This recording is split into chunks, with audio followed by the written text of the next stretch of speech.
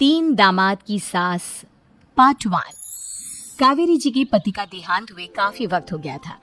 कावेरी जी की 3 बेटियां थी, ईशा, मोहिनी और सुहाना। तीनों ही काफी होशियार और नौकरी करने वाली थी, लेकिन उन तीनों से कावेरी जी इतना प्यार करती थी कि उनकी शादी की उम्र होने पर भी उन्हें पराये घर भेजने का उनका मन ही नहीं हुआ। अरे तुम तीनों मेरे कलेजे का टुकड़ा हो। जब भी तुम्हारी शादी के बारे में सोचती हूँ ना, बड़ा डर लगता है। सही कहती हो मम्मी, हम भी आपसे बहुत प्यार करते हैं। हाँ, मम्मी पापा के जाने के बाद अब बिल्कुल अकेली हो गई हैं। और मम्मी, अगर हम तीनों शादी करके चले गए तो आपका ख्याल कौन रखेगा?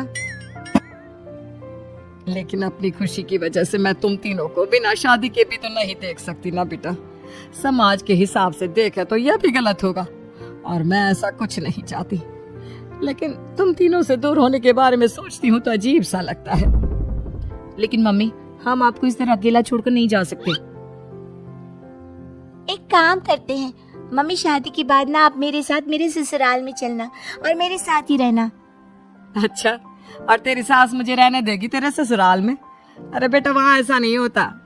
बेटी की माँ कभी अपनी बेटी के ससुराल जाकर नहीं रह सकती। एक काम करते हैं माँ, आप ईशा और सुहानी की शादी कर दीजिए और मैं हमेशा आपका बेटा बनकर आपके साथ ही रहूंगी।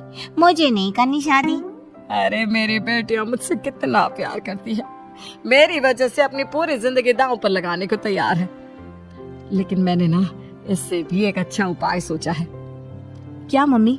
अगर आपके पास कोई सोल्यूशन है तो फिर क्यों परेशान हो आप? बताइए, क्या करना चाहती हैं आप? मैंने सोचा है कि अखबार में इश्तिहार देकर तुम तीनों के लिए 3 घर जमाई दामाद ढूंढ लूंगी। वैसे भी नौकरी तो तुम तीनों अच्छे से कर लेती हो, कमा भी अच्छा खासा लेती हो। कोई भी लड़का तैयार हो जाएगा तुमसे शादी करने के लिए।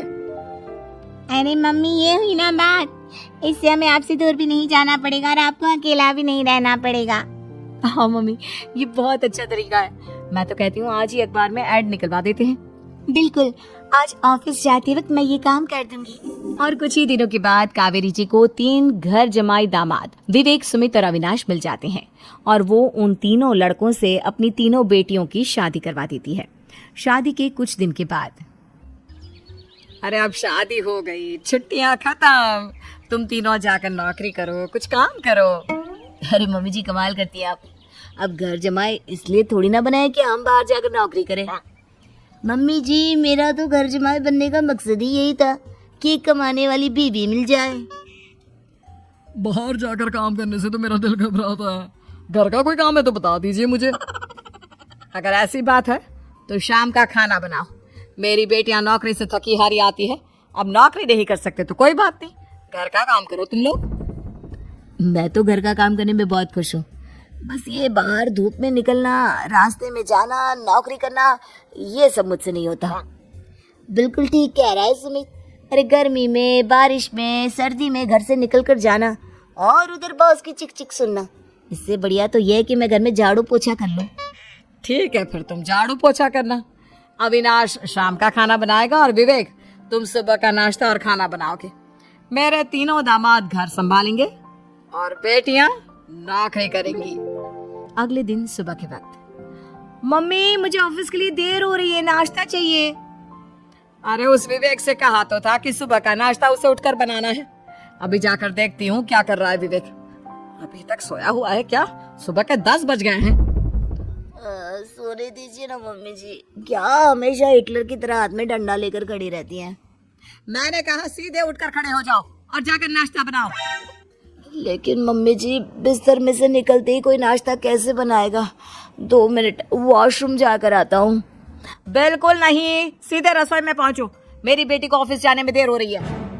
कुछ देर के बाद, हे भगवान, दोपहर के 12 बजे हैं लेकिन घर इतना गंदा पड़ा है। सुमित से कहा था मैंने समय पर झाड़ू पोछा कर देना। सुमित, कहाँ हो तुम? क्या हुआ मम्मी जी? सुबह की चाय तो पीने दीजिए, आप ही याद करती हैं, चिल्लाती ही रहती है। ये सुबह की चाय है या दोपहर की चाय? अगर तुम 12 बजे उठकर सुबह की चाय पियोगे तो क्या शाम का खाना रात के 3 बजे खाओगे? मम्मी जी चिल्लाइए मत, बताइए बात क्या है? अरे 12 बज चुके हैं, अभी तक झाड़ू पोछा नहीं हुआ, घर में देखो कितनी गंदगी है। अच्छा, तो आप इसलिए परेशान हैं। वो क्या है ना मम्मी जी, आज मेरे हाथ में दर्द हो रहा है। रात को उल्टी करवट से सो गया था, हाथ हिलाया भी नहीं जा रहा। कौन से हाथ में दर्द है दामाद जी? इस सीधे हाथ में मम्मी जी, हाथ हिल भी नहीं रहा है। विवेक, सुन लिया तुमने? सुमित के हाथ में इतना दर्द है कि बेचारे का हाथ भी नहीं हिल रहा। आज तो ये खाना भी नहीं खा पाएगा, तो एक जन का खाना कम ही बनाना। ठीक है मम्मी जी। अरे नहीं नहीं मम्मी जी, मेरे कहने का मतलब वो नहीं था, मेरा मतलब है खाना तो खाऊंगा ना। अरे लेकिन कैसे? हाथ तो हिल भी नहीं रहा है। अरे मम्मी जी, आपको ना किसी जेल में जेलर होना चाहिए था।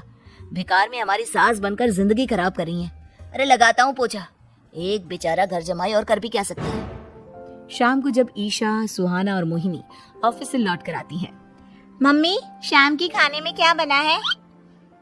अब ये तो तेरे पति को ही मालूम होगा ना बेटा, उसने ही खाने की जिम्मेदारी ली थी। लगता है मम्मी आपने ये घर जमाए वाला तरीका अपनाकर मुसीबत मोल ले ली है। आपके तीनों घर जमाए कितने आलसी हैं। मेरे वाले को देखो, दोपहर के 12 बजे सुबह की चाय पीता है और काम क्या करना चाहता था? घर का झाड़ू पोछा। मम्मी बता रही थी कि आज उसने घर का झाड़ू पोछा शाम की 5 बजे किया था। अब क्या बताऊं बेटा, सुबह से हाथ दर्द का बहाना करके बैठ गया था। कहता है हाथ में बहुत दर्द हो रहा है, हिला भी नहीं जा रहा। सब बहाने मम्मी, ये तीनों घर जमाए मिलकर ना बस बैठकर खाना खाना चाहते, काम धाम तो बिल्कुल नहीं करना चाहते। अरे लेकिन ऐसे काम नहीं चलेगा ना, मुझे इन तीनों को सबक सिखाना ही पड़ेगा। अरे तो मम्मी, आप हिटलर से कम है क्या? आपने जब हम तीनों को सबक सिखा सिखा कर इतना लायक बना दिया, तो इन तीनों नालायक दामाद को भी आप कुछ न कुछ तो बना ही देंगी। हाँ मम्मी, बस अपने अंदर के हिटलर को बाहर लाइए और अपनी तीनों दामादों को अच्छी तरह से सबक सिखाइए। रही बात आपकी बेटियों की, तो हम तीनों तो हमेशा से आपके साथ हैं। अरे लेकिन बेटा, इस काम के लिए तुम तीनों को मेहनत करनी पड़ेगी। कैसे मेहनत मम्मी? ऑफिस में तो वैसे ही बहुत मेहनत करते हैं हम तीनों। अरे प्रेग्नेंट हो जाओ, प्रेगनेंसी का बहाना बनाकर कह दो कि तुम तीनों ने नौकरी छोड़ दी है 2 साल के लिए, और जब घर में खाने के पैसे नहीं होंगे तो अपने आप काम पर जाएंगे ये तीनों। वाह मम्मी, क्या आइडिया दिया है। मैं तो कल ही जाकर कहने वाली हूँ कि मैं प्रेग्नेंट हो गई हूँ। फिर देखना कैसे मेरा पति अविनाश भाग भाग कर काम पर लग जाएगा। और फिर 2 दिन के बाद, सुमित, मैं ना प्रेग्नेंट हूँ और इसलिए अगले 2 साल के लिए मैंने अपनी जॉब छोड़ने का फैसला ले लिया है। विवेक, पापा बनने वाले हो तुम। अब से ना तुम्हें ऑफिस जाना होगा, क्योंकि मैं तो 2 साल के लिए छुट्टी पर चली गई हूँ। अविनाश, अब तुम्हें जिम्मेदारी संभाल लेनी चाहिए, वरना ये घर कैसे चलेगा? हम दोनों मम्मी पापा बनने वाले हैं। लेकिन कावेरी के तीनों आलसी दामादों पर अपनी बीवियों की बात का कोई असर नहीं हुआ। धीरे धीरे कावेरी जी को चिंता होने लगी, क्योंकि उनके प्लान के हिसाब से तीनों बेटियों ने ऑफिस जाना बंद कर दिया था। आखिर क्या तरीका अपनाएंगी कावेरी अपने आलसी दामादों को काम करना सिखाने के लिए? जानने के लिए सुनिए इस कहानी का पार्ट 2।